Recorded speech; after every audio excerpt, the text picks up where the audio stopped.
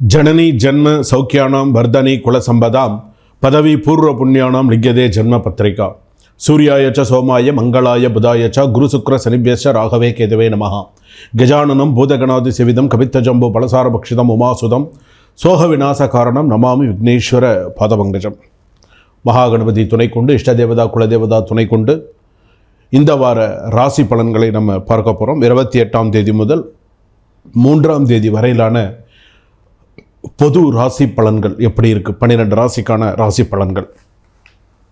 உங்கள் ராசியும் நட்சத்திரமும் ஒன்று சேரும்பொழுது வாழ்க்கையில் பல பலன்கள் எப்படி மாறுது அப்படின்னு நம்ம பார்க்க போகிறோம். குலதெய்வ வழிபாடு தவறாக போனால் குடும்பத்தில் என்னென்ன பிரச்சனைகள் வரும் அப்படின்னு தெரியுமா? தொழில் வேலை பிரச்சனை, குடும்ப பிரச்சனை, இவையெல்லாம் நட்சத்திரத்தின் தாக்கமா? ஒவ்வொரு பிரச்சனைக்கும் என்னென்ன பரிகாரங்கள், 12 ராசிக்கான பரிகாரங்கள் மற்றும் ஆலயம் எல்லாமே உங்கள் வாழ்க்கை மாற்றும் வாரம் இது.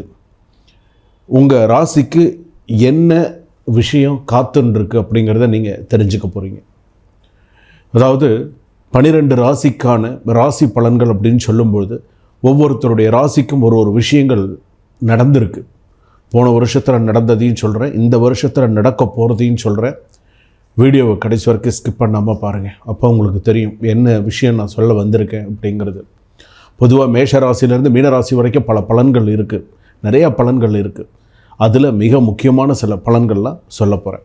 நான் உங்கள் டாக்டர் வி ராஜ்குமார் சிவாச்சாரியார் பேசுகிறேன். வருகின்ற இந்த பலன்கள் எல்லாமே இப்போ நம்ம பார்க்க போகிறோம். டிஸ்கிரிப்ஷனில் நம்பர் கொடுத்துருக்காங்க. அதாவது இப்போ நான் சொல்லக்கூடியது எல்லாமே பொது பலன்கள் தான்.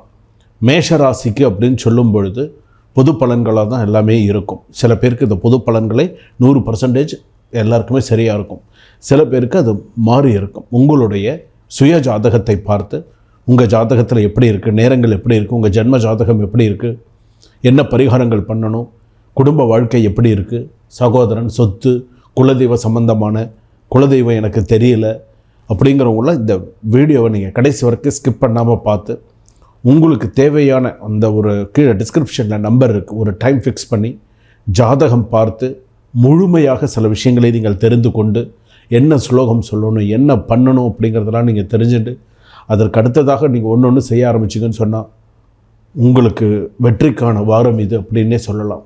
பல வெற்றிகளை தரக்கூடிய சூழ்நிலைகள் உங்கள் ராசிப்படி வரும். வாங்க வீடியோக்கு போகலாம். மேஷராசி நேயர்களே, உங்களுக்கான ராசி பலன்கள் எப்படி இருக்குது அப்படிங்கிறத பார்க்க போகிறோம். தன்னம்பிக்கையால் வெற்றி பெறப்போகும் மேஷராசி நேயர்களே அப்படின்னு சொல்லலாம். இந்த வாரம் வாழ்க்கையை மாற்றும் தருணம் வரப்போகுது, கண்டிப்பாக வரப்போகுது. ஸோ நல்லா இருப்பீங்க. ஸோ ராசிப்படி எடுத்துட்டோம் அப்படின்னு சொன்னால் உங்களுடைய ராசிக்கு அப்படின்னு எடுத்துக்கும்பொழுது இந்த வாரத்தில் இருக்கக்கூடிய புதன், வியாழன், வெள்ளி இந்த மாதிரி நாட்களில் நீங்கள் வெகு நாட்களாக எதிர்பாராத நல்ல செய்திகள் முதல்ல வரக்கூடிய சூழ்நிலைகள் உண்டு. நல்ல செய்திகள் வரும், நல்ல மனசுக்கு திருப்தியான சந்தோஷமான நற்செய்திகள் வரக்கூடிய வாய்ப்புகள். பணம் திருப்தி தருவதாக இருக்கும், ஓரளவுக்கு கொஞ்சம் சாட்டிஸ்ஃபைடாக கொண்டு போகும். திருமண முயற்சிகள் சாதகமாக முடியும். சில பேருக்கு பார்த்திங்கன்னா பிள்ளைகளால் பிரச்சனைகள் ஏற்பட்டு விலகும்.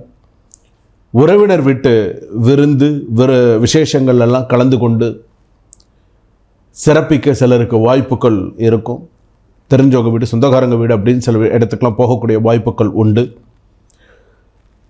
இந்த மேஷராசிக்காரர்கள் அப்படின்னு சொல்லும்பொழுது குலதெய்வ வழிபாடு அப்படிங்கிறது மிக முக்கியமாக செய்ய வேண்டும். சில பேருக்கு பார்த்திங்கன்னா போன வருஷத்தில் இதே இந்த மேஷராசிக்காரர்களுக்கு சில குலதெய்வ சாபம் இருந்தது.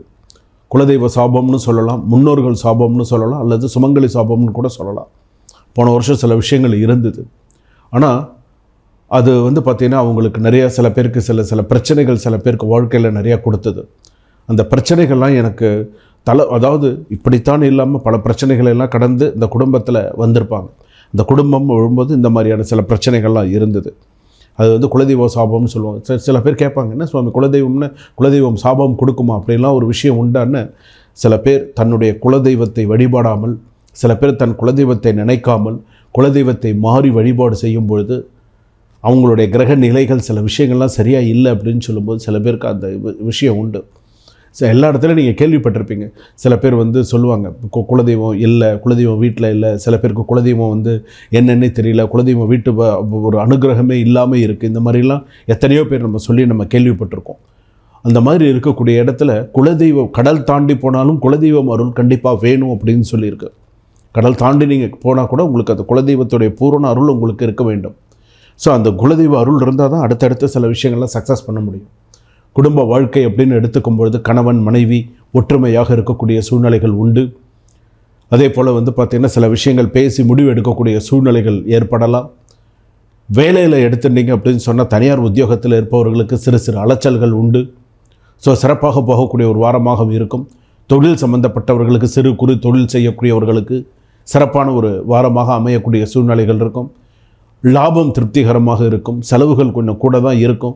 இருந்தாலும் சில விஷயங்கள் கட்டுப்படுத்தி செய்வீங்க. மாணவிகள் நன்னா படிக்கக்கூடிய ஒரு யோகங்கள் உண்டு. நன்னா படிப்பீங்க. அதாவது படிப்பு அப்படின்னு எடுத்துக்கும்போது புதுமையாக சில விஷயங்கள் படிக்கணும், புதுமையாக சில விஷயங்கள்லாம் கற்றுக்கணும், அடுத்த லெவலுக்கு போகணும், புதுசாக ஏதாவது நிறைய அச்சீவ் பண்ணணும் அப்படின்லாம் நிறையா மாணவிகளுக்கு அதெல்லாம் நிறைய விஷயங்கள் மைண்டில் வந்து போகும். அதுக்கெல்லாம் நல்ல ஒரு சக்ஸஸ்ஃபுல்லான வாரமாக இருக்குது. ஏன்னா கிரகங்களை பொறுத்தளவுக்கு செவ்வாய் வந்து பார்த்திங்கன்னா உங்களுக்கு ராசி அதிபதி. அதனால் ஓரளவுக்கு எல்லாமே நல்லா சக்ஸஸ்ஃபுல்லாக கொண்டு கூடிய சூழ்நிலைகள் உண்டு. பேச்சு சாமர்த்தியம் வேணும். நிறையா உங்கள் மேஷராசி பொறுத்தளவுக்கு பேச சொல்லிக் கொடுக்க தேவையில்லை. இருந்தாலும் பேசுகிறதெல்லாம் நன்னா தான் பேசுவீங்க. ஆனால் பேச வேண்டிய இடத்துல கோட்டை விட்டுறீங்க. அந்த இடத்துல தான் எந்த இடத்துல பேசணுமோ அந்த இடத்துல சில விஷயத்தில் கோட்டை விட்டுறீங்க. ஸோ கவனமாக பேசுங்க, கவனமாக சில விஷயங்கள் பண்ணுங்கள். ரிலேஷன்ஷிப்னாலெல்லாம் நிறைய இஷ்யூ வரத்துக்கு ப்ராப்ளம் இருக்குது. ரிலேஷன்ஷிப்பில் கவனமாக இருங்க. கணவன் மனைவி அப்படின்னு எடுத்துக்கும்போது கூடியமான வரைக்கும் ஒருவருக்கு ஒருவர் துரோகம் செய்யாமல், விரோதியாக நினைக்காமல், ஈகோ இல்லாமல் ஒருவரை ஒருவர் புரிந்து அனுசரித்து வாழ வேண்டும். ஏன்னா இந்த ஆடி மாதங்கிறது ரொம்ப ஒரு இக்கட்டான ஒரு சில சூழ்நிலைகள்லாம் கொண்டு வரும். ரொம்ப கவனமாக கொண்டு வரணும். ரொம்ப சமாளிக்க வேண்டிய சூழ்நிலைகள்லாம் நிறையா இருக்கும். கவனமாக கொண்டு போங்க. கடன் விஷயத்தில் கவனமாக இருங்க. கடன் கொடுக்கல் வாங்கல் விஷயங்கள், கடன் ஒருத்தருக்கு ஜாமீன் கையெழுத்து போடுறது, பண விஷயங்கள் எல்லாத்துலேயுமே கொஞ்சம் கவனமாக இருங்க. சொத்து தொடர்பான விஷயங்கள் சாதகமாக இருக்கும். விவாகரத்து சம்பந்தமான சில விஷயங்களை நிலுவையில் இருக்கக்கூடிய சூழ்நிலைகள் உண்டு. புதிதாக கணவன்மார்கள் சில பேர் வந்து பார்த்திங்கன்னா கேஸ் பதிவு பண்ணுறதுக்கான வாய்ப்புகள் இருக்கும். சில பேர் பெண்களுக்கு வாய்ப்புகள் அதிகமாக இருக்கும். சந்தேகத்தினால் வந்து பார்த்திங்கன்னா நிறைய சண்டை சச்சரவுகள்லாம் வரத்துக்கான வாய்ப்புகள் இருக்குது. ஸோ நிறுத்தி நிதானமாக யோசித்து எந்த ஒரு விஷயத்தை செய்யலாமா வேண்டாமா என்ன பண்ணணும் அப்படிங்கிறத ரொம்ப கரெக்டாக கொண்டு போனீங்க அப்படின்னு சொன்னால் உங்கள் ராசிக்கு சில விஷயங்கள் எல்லாமே சரியாக இருக்கும். ஆனால் வந்து உங்களுடைய ராசிக்கு அப்படின்னு எடுத்துக்கும்போது சில விஷயங்கள் எடுத்து சொல்கிறேன்.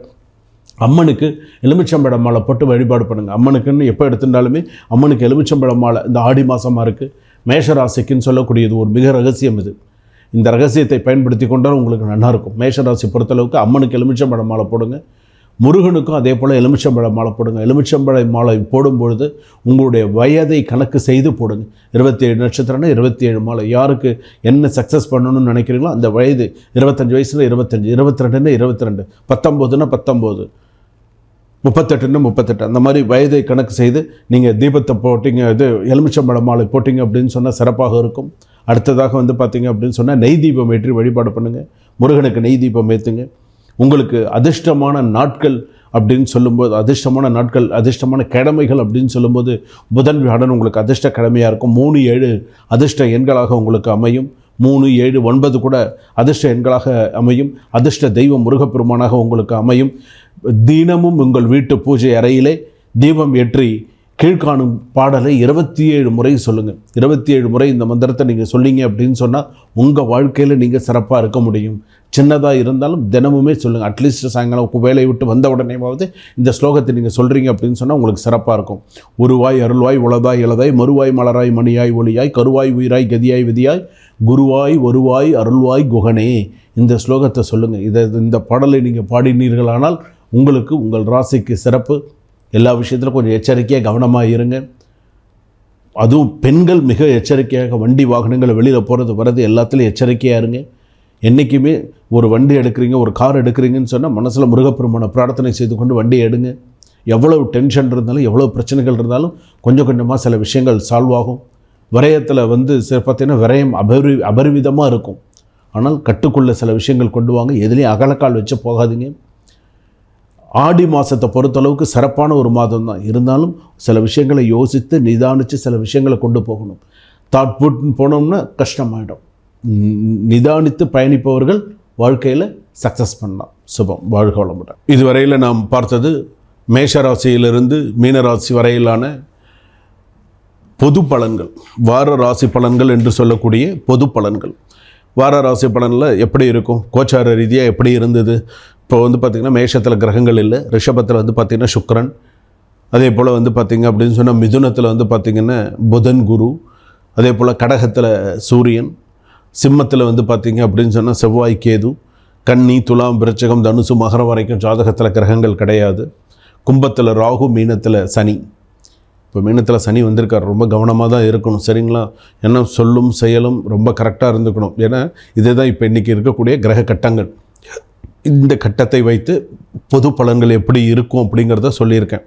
இது முழுக்க பொது பலன்கள் தான். என்கிட்ட நிறைய பேர் கமெண்ட்லேயும் சொல்லியிருக்கீங்க, சுவாமி சில விஷயங்கள் எங்களுக்கு நடக்கிறது, சில விஷயங்கள் எங்களுக்கு நடக்கலை அப்படின்னு. சுய ஜாதகம் ஜென்ம ஜாதகம்னு இருக்குது. உங்களுடைய ஜாதகப்படி உங்களுக்கு இது நடக்குமா? நான் மருத்துவ சம்மந்தப்பட்ட படிப்பு படிப்பேனா, நான் விருப்பப்பட்ட படிப்பு படிப்பேனா, நான் வெளிநாடு போவேனா, நான் இங்கேருந்து தான் பணம் சம்பாதிப்பேனா, கம்பெனி மாறுவேனா, இதே கம்பெனியில் நிறையா வேலை செய்வேனா, அம்மா அப்பா கூட பிறந்தவங்க மற்றதெல்லாம் எப்படி இருப்பாங்க, தாத்தா பாட்டி மாமா அத்தைமார்கள் எங்களுடைய சொந்த பந்தங்கள் சில விஷயங்கள்லாம் சரியாக இருக்குமா, என்ன, இது எல்லாமே உங்களுடைய சுய ஜாதகத்தை ஜென்ம ஜாதகத்தை பார்த்து முழுவதுமாக நீங்கள் தெரிஞ்சுக்கலாம். ஒரு அரை மணி நேரம் நீங்கள் ஒரு டைம் ஒதுக்கி ஒரு அப்பாயின்மெண்ட் ஃபிக்ஸ் பண்ணி நீங்கள் ஜாதகம் பார்த்துட்டீங்க அப்படின்னு சொன்னால் உங்களுக்கு தெரியும். ஏன்னா நான் சொல்லிக்கிறது எல்லாமே பொது. அப்போ ஜென்ம ஜாதகம்னு பார்க்கும்பொழுது உங்களுக்கு என்ன தெரியும் சொல்லுங்கள் பார்க்கலாம். நீங்கள் எந்த கோவிலுக்கு போகணும், எந்த கோவிலில் போய் பரிகாரம் பண்ணணும், எந்த கிரகங்கள் வீக்காக இருக்குது, எந்த கிரகங்கள் நன்னா இருக்குது, என்ன ஏது அப்படிங்கிறது. நம்மளுடைய பாவ மூட்டைன்னு ஒன்று இருக்குது. அதை எங்கே கழட்டி வைக்கணும்? பாவ மூட்டைன்னு ஒன்று இருக்குது, சுமந்துன்னு இருக்கும். பாவ மூட்டை சுமக்காமல் இருக்கோமா? சுமக்கிறோம். இந்த பாவ மூட்டையை எங்கே கழட்டி வைக்கிறது? இப்போது உதாரணத்துக்கு நான் சொல்கிறேன். இப்போது இப்போ நம்ம ஒரு செல்ஃபோன் யூஸ் பண்ணுறோம். இந்த செல்ஃபோன் யூஸ் பண்ணுறோமா? இந்த செல்ஃபோனை எங்கே யூஸ் டவர் இருக்கிற இடத்துல தான் யூஸ் பண்ணுறோம். டவர் இல்லைன்னு நம்ம என்ன பண்ணுறோம்? ஓடுறோமா? டவர் இருக்கிற இடத்த தேடி ஓடுறோமா? அங்கே நின்று அந்த இடத்துல நின்று பேசுகிறோமா? உண்மையா? அது நீங்கள் ஒத்துக்கிறீங்களா, ஏற்றுக்கிறீங்களா? டவர் இல்லாத இடத்துல போய் பேச முடியுமா? டவர் இருக்கிற இடத்துல தான் பேசுவோம். அதாவது நம்ம ஜாதகத்தில் இந்த கோவிலுக்கு தான் போய் நம்ம பரிகாரம் பண்ணணும்னா அந்த கோவிலுக்கு தான் நம்ம போய் அந்த இடத்துக்கு போய் இறங்கினா தான், அந்த இடத்துல போய் உங்கள் பாவ மூட்டையை இறக்கி வச்சா தான் நீங்கள் நிம்மதியாக இருக்க முடியும். டவர் இருக்கிற இடத்துல தான் ஃபோன் பேச முடியும். டவர் இல்லாத இடத்துல ஒன்றுமே இருக்காது, லைனே காட்டாது, ஒன்றுமே இருக்காது, ஜீரோவாக இருக்கும். ஹலோன்னா கூட கேட்காது. தெரியும்ல உங்களுக்கு? இதுதான் இதுக்கு உதாரணம். உங்களுடைய பாவ மூட்டையை நீங்கள் கழட்டி வைக்கணுன்னா உங்களுக்கு உரிய கோவிலுக்கு நீங்கள் போங்க. உங்களுடைய பாவ மூட்டையை நீங்கள் கழட்டி வச்சுட்டு நிம்மதியாக வாங்க, சந்தோஷமாக வாங்க. இதுதான் என்னுடைய விஷயம். என்னோட டிஸ்கிரிப்ஷனில் என்னோட காண்டாக்ட் நம்பர் இருக்குது, 9884530146. என்னோட டாக்டர் ராஜ்குமார் சிவாச்சாரியார்னு இருக்கும். அப்பாயின்மெண்ட் நம்பர் ஃபிக்ஸ் பண்ணிக்கோங்க, பேசுவாங்க. ஆஃபீஸ்லேருந்து பேசுவாங்க. ஒரு டைம் ஃபிக்ஸ் பண்ணிவிட்டு ஒரு அரை மணி நேரம் ஃபிக்ஸ் பண்ணிக்கோங்க. ஒரு ஜூம் காலில் வாங்க, ஒரு வீடியோ காலில் வாங்க, என்கிட்ட பேசுங்க, சந்தோஷமாக பேசுங்க. சுவாமி எனக்கு இந்த மாதிரி குடும்பத்தோடு உட்காந்து பேசுங்க. வீட்டில் இப்போது நேரடியாக ஒரு காலத்தில் தேங்காய் வெத்தலை பக்குப்பழம்லாம் எடுத்துகிட்டு போய் தட்டில் வச்சு கொடுத்து, தேங்காய் வெத்தலை பக்குப்பழம் பூ, கல்யாண ஜாதகமாக தான் மஞ்சள் வச்சு கொடுத்து எல்லாம் தட்டில் வச்சு கொடுத்து தட்சிணை வச்சு நம்ம ஜாதகம் பார்ப்போம். இன்றைக்கி இருக்கக்கூடிய காலகட்டத்தில் இது ஒரு கை, இது 2 கை, இது 3வது கை ஆகிடுது. வேறு வழி இல்லை. இப்போ இன்றைக்கி எல்லாமே ஆன்லைனில் நம்ம இருக்கிற இடத்துலேருந்து நம்ம ஏன் ஆன்லைனில் பூஜையை பண்ணி வைக்கிறாங்க. இங்கே ஒருத்தர் இருக்காங்க அமெரிக்காவில் தர்ப்பணம் பண்ணி வைக்கிறாங்க ஜூம் மீட்டிங்கில், வீடியோ காலில். பஞ்சபாத்திரம் எடுத்து வச்சுட்டிங்களா, ஆத்ம தத்துவாய சுவாகா சொல்லுங்கன்னா இங்கே சொல்கிறேன், அங்கே பண்ணுறான். நடக்குதா? அதனால் நம்ம ஜாதகத்தை நம்ம பார்த்துக்குறோம். குடும்பத்தோடு உட்காருங்க, எல்லோரும் சேர்ந்து உட்காந்து எல்லோரும் ஒரு நோட் பேனா எடுத்து வச்சுக்கோ, நோட் பண்ணுறதுக்கெல்லாம் எடுத்து வச்சுக்கோங்க. சுவாமி பார்க்கலாமா, ஃப்ரீயாக இருக்கீங்களா, நம்ம ஒரு அரை மணி நேரம் பேசணுன்னா மனசுக்கு திருப்தி ஆகிடும், சந்தோஷம். என்னை நீங்கள் நேரில் பார்த்த மாதிரி இருக்கும், உங்களை நான் நேரில் பார்த்த மாதிரி இருக்கும். சரிங்களா? சுபம். வாழ்க வளமுடன்.